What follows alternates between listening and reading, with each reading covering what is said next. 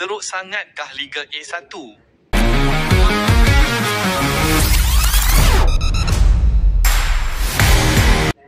Jangan cepat meloncat.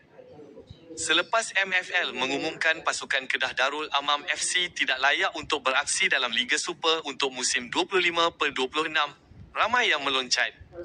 Agak lucu kerana ramai beranggapan pasukan kesayangan kita bakal berkubur setelah genap 100 tahun penubuhan. Terdahulu, Timbalan Presiden MFL telah menyatakan ada menerima permohonan Kedah Darul Aman FC dan Perak FC untuk menyertai Liga A1. Liga A1 untuk musim 25/26 telah dinaik taraf sebagai Liga SEMI Pro. Tidak menjadi hal untuk Kedah Darul Aman FC bermain di Liga A1 memandangkan permasalahan yang dihadapi musim 24/25. Bukan tidak pernah turun liga semenjak ditubuhkan.